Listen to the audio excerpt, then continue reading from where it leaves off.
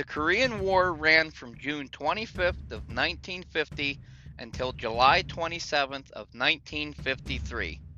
During that time, almost 104,000 Americans were wounded and almost 37,000 Americans were killed. I'm Thomas Carroll. Join me while we take a look back at the forgotten faces from a forgotten war.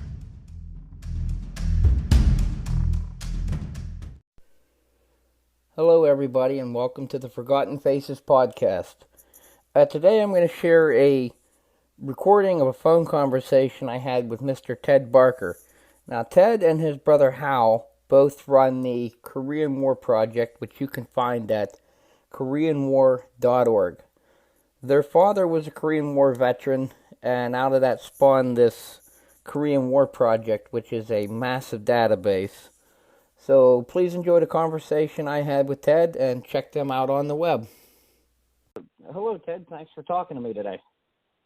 Oh, you're welcome, Thomas. So you and your brother both run the Korean War Project, which is at KoreanWar.org. And that's correct. That's where I want to start, because it really started in 1994 and has grown to be giant. I mean, I use it for research all the time. Well, I'm glad you do, and so you have an experience similar to what just about anybody who comes to the website has. It's evolved over the last 26 years. Yeah, and that's where I went, because my grandfather was a Korean War vet, and you know more than I do that it's so hard to find anything on Korean War vets.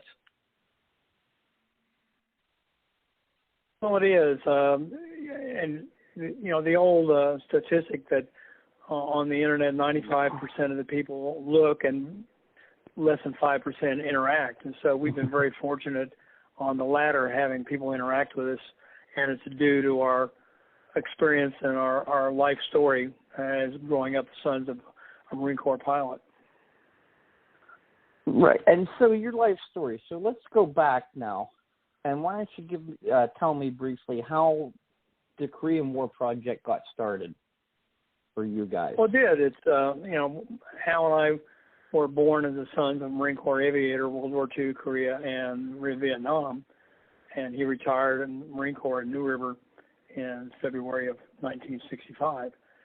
But Hal had been curious for years on a somewhat difficult relationship with our father that we had personally. So in 1979, he decided to write the column in the Marine Corps and find out why our dad had the Silver Star, because my dad never spoke to us about his military record except fleetingly, or we observed conversations in gatherings at our home. And so that started with Hal writing letters to the Army Times and other Army publications, asking if anybody had witnessed a helicopter rescue attempt over Heartbreak Ridge, Hill 931, in October 7th, 1951, and that loosened the floodgates. Hal could put his phone down and pick it up and be a veteran, put it down, pick it up, be a veteran, all the way around the clock. He had hundreds and hundreds of letters, and as time evolved, a book took shape, but Hal couldn't get it published. And then the Gulf War I ended pretty much any availability of military assets to do a documentary or documentary-based book. And so in 94, the internet became available in Dallas, and the website became available in January of 95. And so we were the first website on the internet for Korean War, and the second website on the internet that was non-governmental about Korea or war in general. And I jumped on board with Hal, wanted to read a draft of his book, and then immediately to start helping with the website, because that's what we were doing here in Dallas as web technicians. So it immediately had a life of its own. Wow, and it's an amazing website. I recommend anybody who has any interest in the Korean War, check it out, whether you're a family member was a Korean War vet or not. So now out of that, how much did you find about your father then? Because, like I said, part of the podcast I like to talk about is Korean War vets, because when I was trying to research what my grandfather did, I found just oodles of other stories of, names you never hear because it's such a forgotten war. Well, it was, but, inside the community that we lived, it was never forgotten. It was a central part of the adults that I grew up with. And we had never lived on base until we went to Camp Lejeune in 1957, where Dad cross-trained over as the executive assistant, second ID to General Chapman. And so everybody around us was either a Korean War vet or a child of a Korean War vet, except for the young Marines who, 17, 18, 19, 20 years old in 1957. And your experience is pretty much typical of what happened. When the website went live, I had announced it on all kinds of different areas. And within 24 hours, the website morphed from just being my brother's way to publish his nonfiction book to, I'm trying to find my buddies. What happened to my grandfather? I don't know where I was. I was 19 years old and could care less, and now I want to find out where I was. And so over the next 18 months, we evolved it from a bookstore to a social outreach, and then it also became involved with Korean veterans from the 1960s being exposed to Agent Orange. And so it started covering all kinds of things. And then very shortly, the military academies, Congress, any kind of military researcher started finding us. And that's great. So, and how, I know you helped me there with a couple weeks ago finding my grandfather's. I'm just, how many thousands of vets have, come together? That's what's amazing. And I looked through the forum of how many, I'm looking for. There's pages. Yes. Any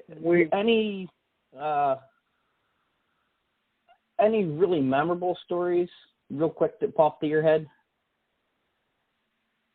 Well, some of them, they're all important. I'll put it this way. Right. Every interaction we had with a veteran or family helps tie a knot or dovetail or create one. There was one that was really interesting. Not the most important, but it was important to the two men and their families that were involved. I was sending an email back and forth to a guy, and then he wrote me back a few minutes later and said, I just got my father in touch with his best friend that he hadn't heard from. This was in 1997, in 55 years, and got him at his house on his birthday, the first time they had gotten together since the war. And that really struck a nerve because this happened within minutes. And then another one that was kind of grim is when my brother was talking on the phone to one of his friends that helped him get the legislation passed for the Korean War Veterans Memorial as a member of the 38th Infantry and combat infantryman. And I had received an email from the daughter of a very famous West Point quarterback and graduate in class of 1950 who was in Korea in late 50. And she said, I'm trying to find out what happened to my dad. And my brother was on the phone with his friend who was standing on a ridgeline when his officer was shot in the back by a friendly fire. And so we put the two parties together within 10 minutes. So those are two emblematic of what's going on, both of them rather dramatic.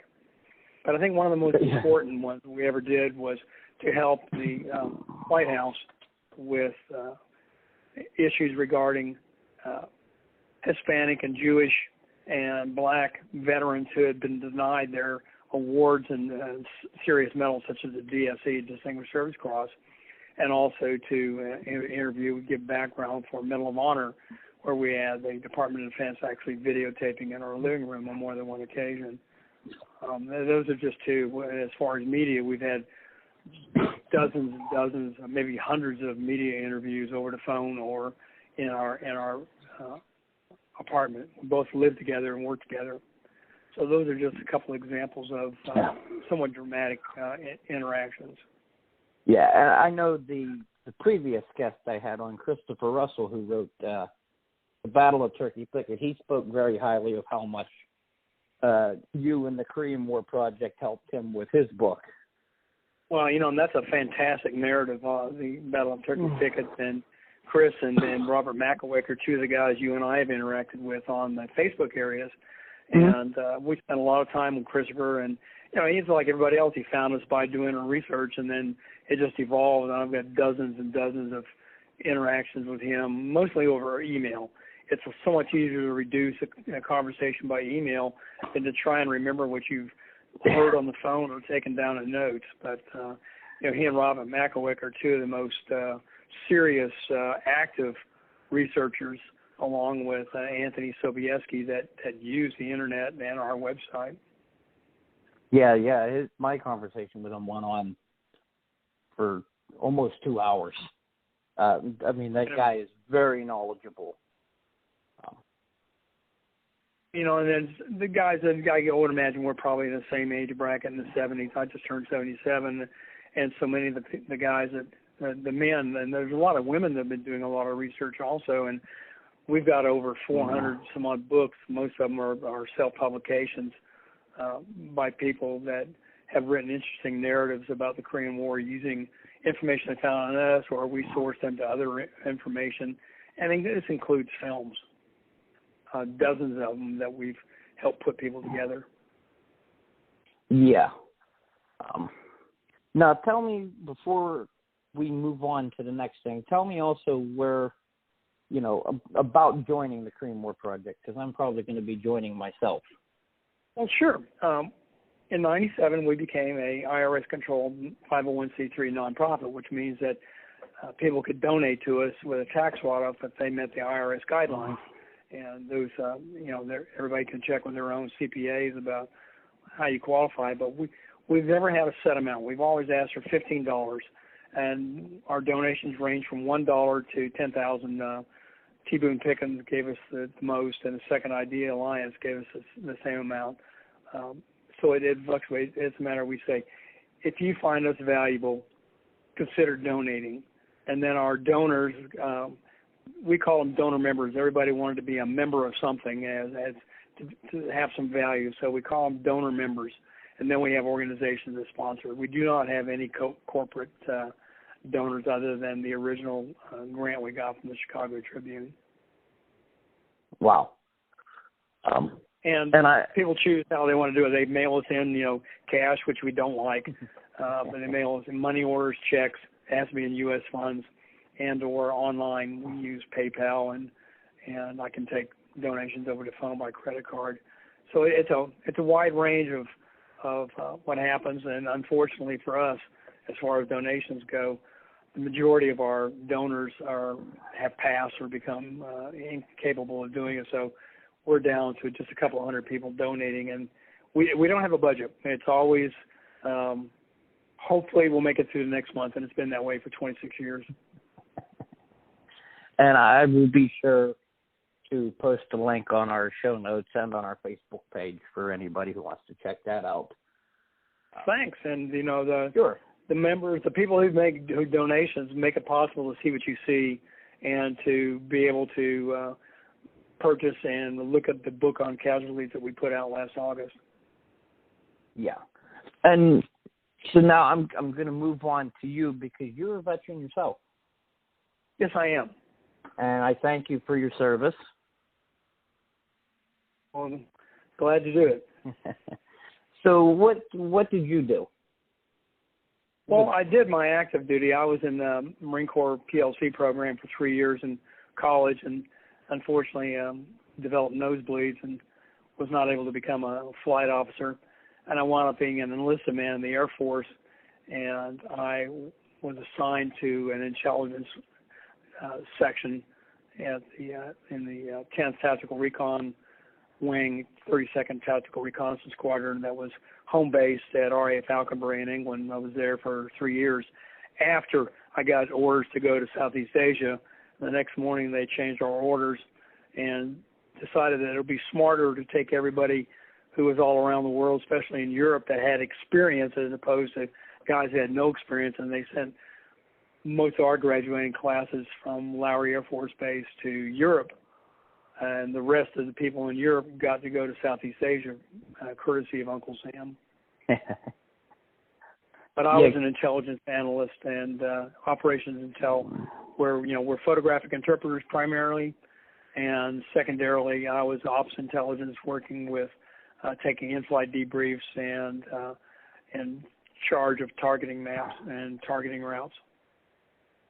Wow, it's like, but it's funny you mentioned that. My father was in Germany, and I want to say 1966, but I'm probably wrong. Well, then he would have probably been at Kaiserslautern, which was really big. Unless he was artillery, he could have been in a couple other places. Yeah, I was at Ramstein off and on. Okay, yeah, he was with the 17th Artillery. I do know that. Okay, yeah. So they had a couple of big ranges in Germany, and 3 or 4 different locations. So he could have been out of K-Town, but then shipped to any one of the ranges. And yeah, I don't remember. Yeah. I'd have to ask him again for details. I don't remember exactly, but he was a mechanic, so he had to fix what all they broke. Yeah, he had to fix everything that was broke. So, what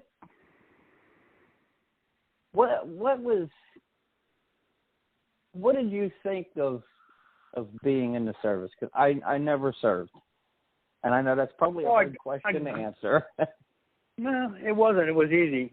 I grew up the son of an officer, and at an early age we started visiting the academies, and I decided that I wanted to be a Marine like my dad. So just after our high school graduation in 1963 in Jacksonville, North Carolina, our dad swore me into the Marine Corps PLC program in our living room, dressed blues, with his first sergeant from New River as a witness.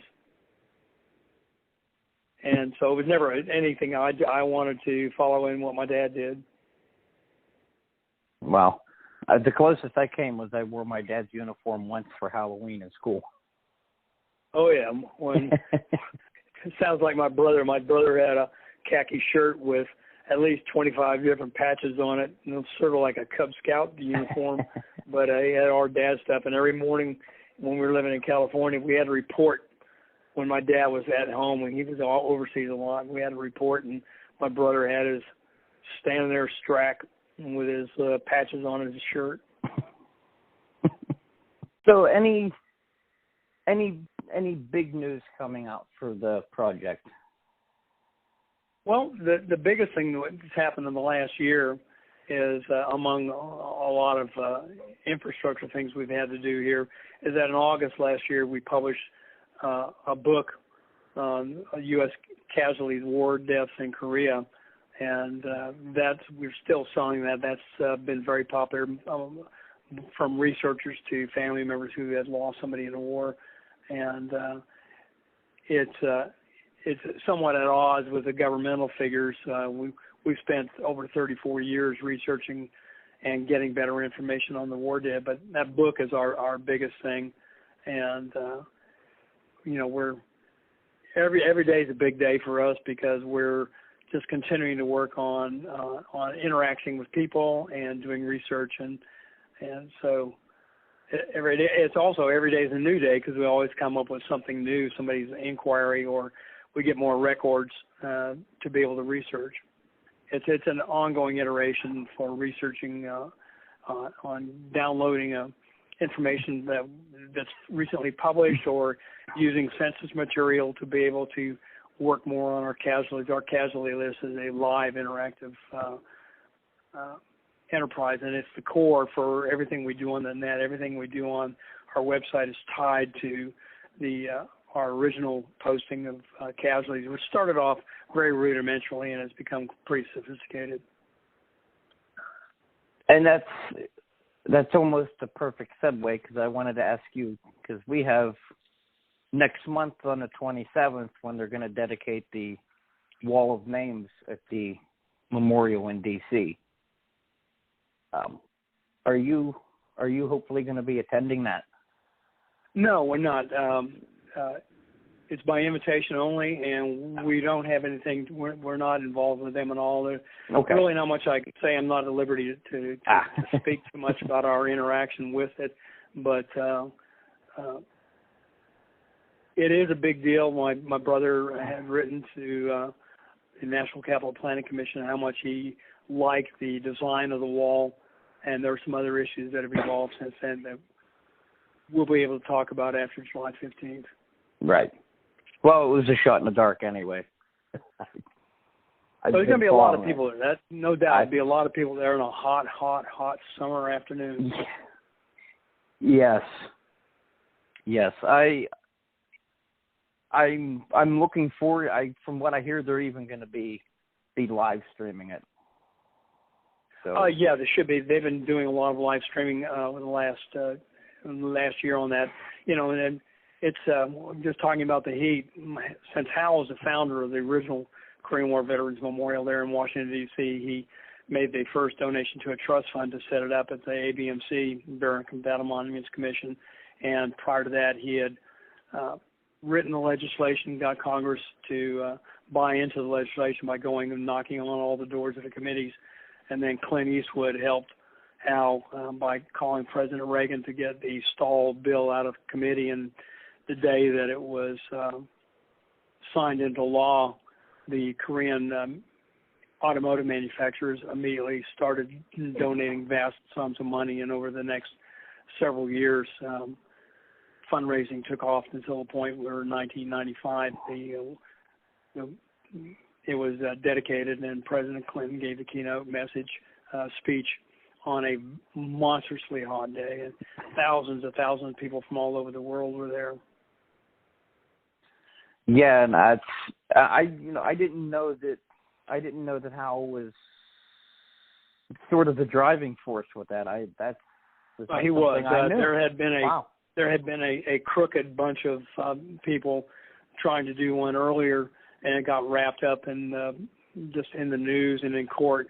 And Hal had signed on at the end of that lifespan and found out about all the graft and grifting and the shenanigans, and then he decided that he was going to reimagine how it's done. It's all online, and if you go to our About the Korean War project and the Genesis of the Korean War Memorial, it's in great detail, hundreds and hundreds of documents and news stories.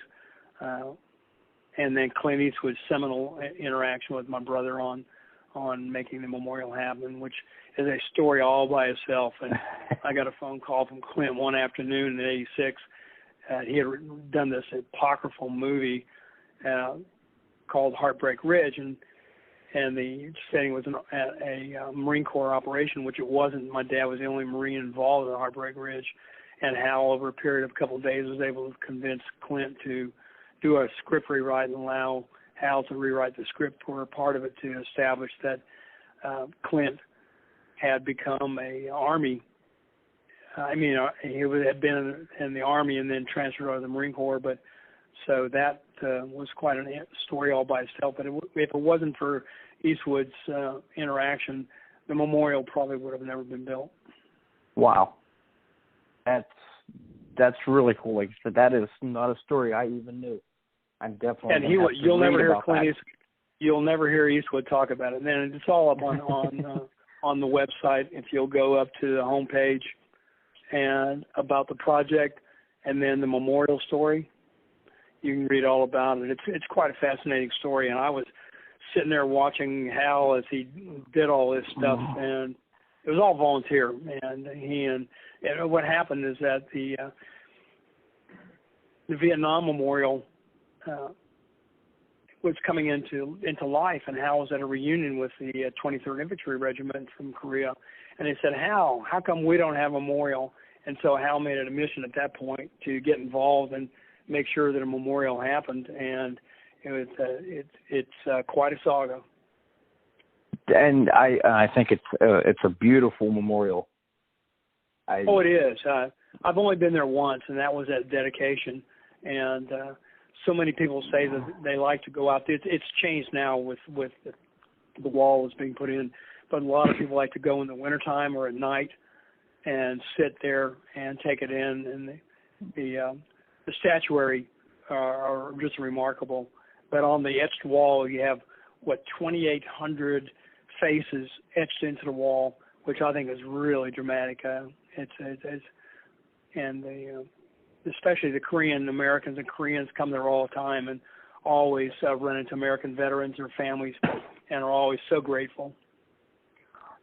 Yeah, and that's what amazes me. I've had the pleasure to speak to several Korean natives, and all of them are very thankful for the veterans that went and fought. They are. And you may have seen on our intro page of our Facebook, it's got a sticker up there, so I Remember Korea. And in 2001, we started selling bumper stickers that said I Remember Korea, and we've got them all over the world. We quit selling them in 2004 or 5, the lack of demand, but guys would have it on their car, and somebody would be driving down the road and honking their horn at them and pointing to stop, and they'd stop, and a Korean would get out and say, "Oh, you a veteran?" They bow and then say, "Kamsahamnida," and then thank. So we've got hundreds and hundreds of stories of guys have told us about interacting just from seeing the bumper stickers, let alone the revisit trips. The revisit trips to Korea are one of the really big deals. It's sort of like the equivalent of the honor flights to D.C. for the memorials, but there's an annual several trips every year that's organized that Korean veterans and families, there's a lot of, especially the families of American MIAs, go, and they're just treated like royalty. Yes, and that's what I hope, too, everybody understands, is the actual impact that just those 3 years plus of, 3 years of fighting, and then ever since then we've been there to help maintain the peace. It really made a difference. It has, and if you take a look, I've never been to Korea, but if you see photographs, every year it evolves, and guys say, I go back all the time, or I have friends Americans that live in Korea that work at Osan, and they say just every year it just changes dramatically, and it's just an incredibly advanced country. Yeah, but in 1953, it was a total shambles. Yeah, and compared to North Korea, that it's still stuck in the 1950s, basically. Or earlier. Have you ever seen that aerial photograph of the night vision of North Korea? Yes, that's a stunning thing. And for people that haven't seen it, aerial, the satellite photography shows all the lights all over South Korea, and then you can see the border immediately black with maybe a few points of light here and there in Pyongyang, but that's about it. And just shows the lack of electrification and the abject poverty the majority of the country of North Korea lives with. And it's just a shame that they have to live that way. It really is, but. And that's the problem with authoritarian governments like the Kim regime, and it's so sad. And the sad fact is that I just don't see. Everybody talks in Korea about rapprochement and one Korea, and personally, it'll be well past my life if that ever happens. And it would take a complete falling apart of the Kim family stranglehold. And since it's just Kim and his sister, there's a possibility that something could happen over the next 20 years. I deeply hope so, but I'm not going to hold my breath. Nor most of the vets that I know. So real quick before we wrap everything up, any parting thoughts? Well, it's just when we sign off on every email newsletter we send out, and tagline on our is that we remember. And so as the generations evolve from first person to third person to fourth person, most of the emails that we get these days are from grandchildren, and or of course, guys our age, men and women our age, that fathers and uncles served or lost their lives. It's just that we continue to remember. And this, if you think about what the Korean War meant, it was the first United Nations action where countries from around the world that had survived World War II made a determination that they were going to stand together as a United Nations, and then the involvement of NATO to ensure as much peace as possible. And as you know, we're involved in a bitter struggle in Europe right now for the survival of Europe as we know it. And who would have thought that our focus on just worrying about Kim and North Korea and the potential of a Chinese threat would wind up with a existential threat for the future of democracy in Europe. Yeah. But we will always remember, and I think that's our keynote. And that I like, and that's why I'm doing the podcast. So hopefully everybody can remember. And, we'll continue to meet up there on Facebook or by email and over the phone. And anytime anybody has any questions, we're always here. We work at home. Perfect. Ted, I thank you very much for talking to me today. Well, thanks for taking time and having me visit. Sure thing. Have a wonderful evening. Bye-bye. Bye.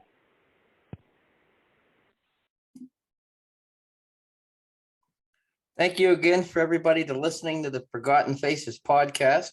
You can find our show notes and our blog at forgottenfacespodcast.wordpress.com.